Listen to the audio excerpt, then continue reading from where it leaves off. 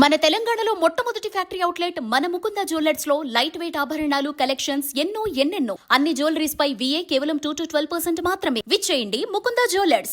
ఆయన ఇదే ఊరికి కావలి వెంకటేష్ అంటే ఆయన్ను బిడ్డను లవ్ చేసి అది చేసిండు. ఆయనకు సపోర్ట్ చేస్తుందని చెప్పి మా రాజశేఖర్ అంటే ఆయన ఇప్పుడు చనిపోయిన ఆయన సపోర్ట్ చేస్తుందని చెప్పి పోయిన నెల 9 తారీఖు కేసు పెట్టేసి చేసేసి శాతం కేసులో. ఇక ఆడ నుంచి వాళ్ళ పోలీసులకు మొత్తం కావలి వెంకటేష్ ఏమైతే చేసిండో వాళ్ళు మొత్తం కావలి వెంకటేష్ తోటే మాట్లాడి అది చేసిండు. మాకేం సపోర్ట్ చేయలేదు, ఏం చేయలేదు. సరే అని చెప్పి ఆ పిల్ల అక్కడ ఉంది, ఆ పిల్ల మేజర్ కాదు మైనర్ అని చెప్పి అది చేసి మాట్లాడి అక్కడి నుంచి అక్కడనే అది చేసుకొని తీసుకొని పోయారు. మేము అది చేసుకొని సపోర్ట్ చేయకుండా మా అంతలో మేము వచ్చినాము, వాళ్ళతో వాళ్ళు వెళ్ళిపోయారు. సరే అని చెప్పి ఊరుకున్నాక సరే అని చెప్పి ఆ పిల్లని వాళ్ళు తీసుకొని పోయారు. అది చేసుకొని మా అంతలో మేము అది చేసుకొని ఉన్నాం.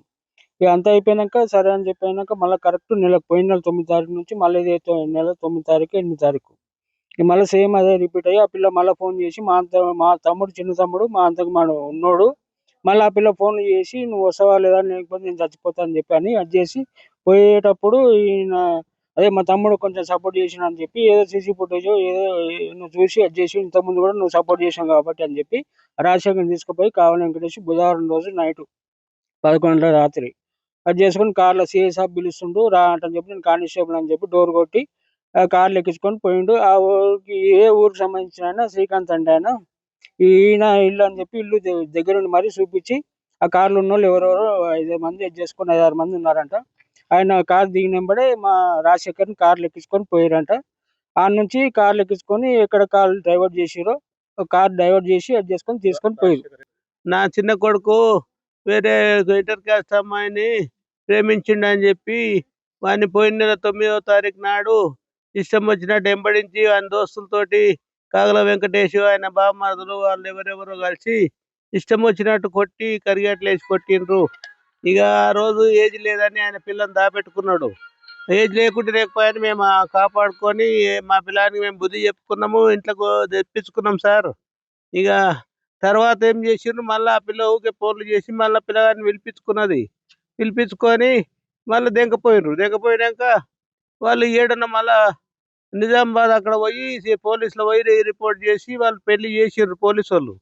ఈడనేమో ఏజ్ లేదన్నారు, 16 ఏళ్ళు అన్నారు. ఆడనేమో సర్టిఫికేట్లు చూసి 19 ఏళ్ళు అని చెప్పి పెళ్లి చేసిండ్రు.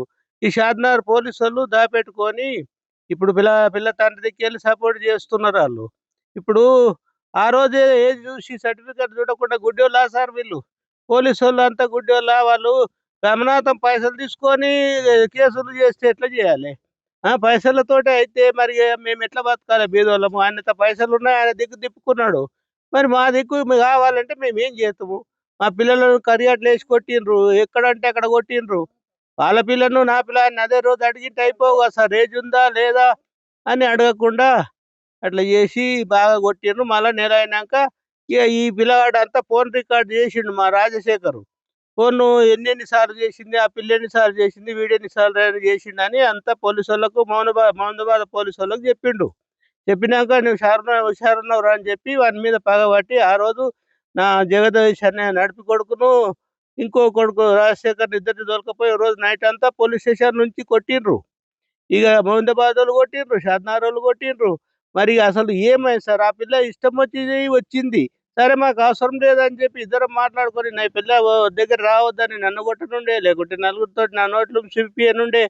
అనవసరంగా నేను ఆయనకి ఇన్ఫర్మేషన్ ఇచ్చిన శ్రీరాములని కానిస్టేబుల్ ఎస్ఐఓ ఆయనకి ఇచ్చిన పిల్ల గిట్ట పోయేటట్టు మీ పిల్లలు మీరు జాగ్రత్త పెట్టుకోండి అని చెప్పాక కూడా ఆయన లాపరవ చేసి మా మీద ఇట్లా చేస్తే మమ్మల్ని చంపేస్తే మేము ఎవరు చెప్పుకున్నాను సార్? నా కొడుకును